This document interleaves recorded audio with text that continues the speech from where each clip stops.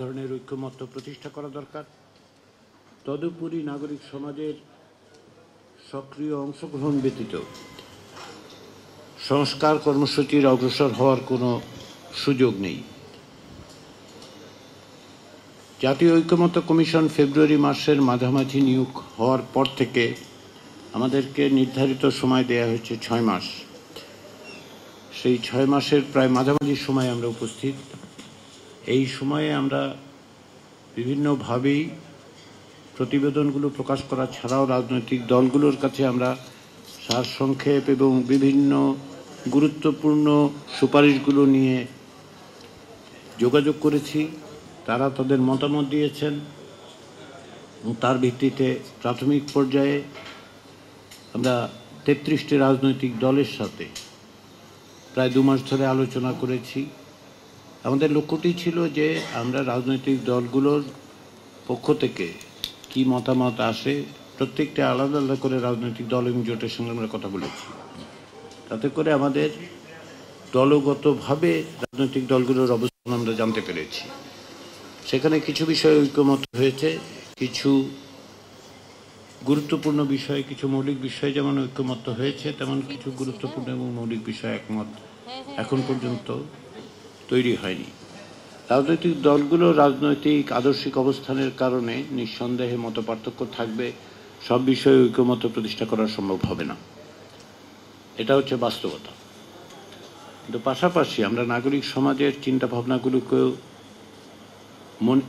গুরুত্বপূর্ণ বিবেচনা করে আজকে আমরা এখানে আপনাদেরকে অনুরোধ জানিয়েছি এবং এই আলোচনার মধ্যে দিয়ে আমরা আপনাদের দৃষ্টিভঙ্গিটা, আমাদের ব্যাপারে, আমাদের কার্যক্রমের ব্যাপারে আপনাদের পরামর্শ, ভবিষ্যৎ আগামী 3 মাসের কাজের ক্ষেত্রে বিশেষত আমাদের লক্ষ্য হচ্ছে একটি জাতীয় সনদ তৈরি করা।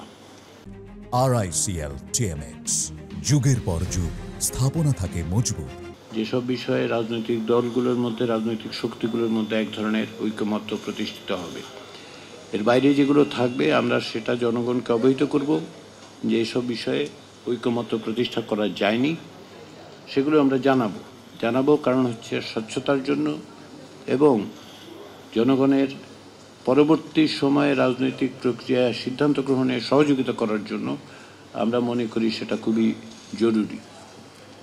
সেই বিবেচনার থেকেই আমরা এখন পর্যন্ত অগ্রসর হচ্ছি এবং সেক্ষেত্রে আপনাদের মতামত এবং পরামর্শ আমাদেরকে সাহায্য করবে এবং আমরা চেষ্টা করব যে জাতীয় সনদ তৈরি হচ্ছে তার পাশাপাশি যে প্রতিবেদন আমরা তৈরি করতে চাই সেখানে যেন এই মতামতগুলো প্রতিফলিত হয়।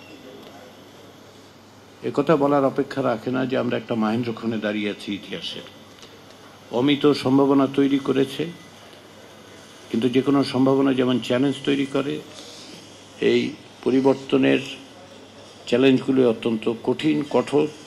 কেননা চেষ্টাটা হচ্ছে রাষ্ট্র কাঠামোর কিছু প্রাতিষ্ঠানিক এবং কাঠামোগত পরিবর্তন।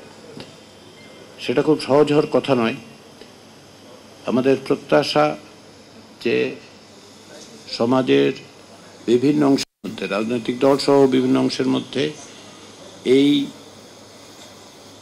যে ঐতিহাসিক মুহূর্ত, এই যে ঐতিহাসিক সুযোগ, সেই সুযোগকে আমরা গ্রহণ করতে পারবো।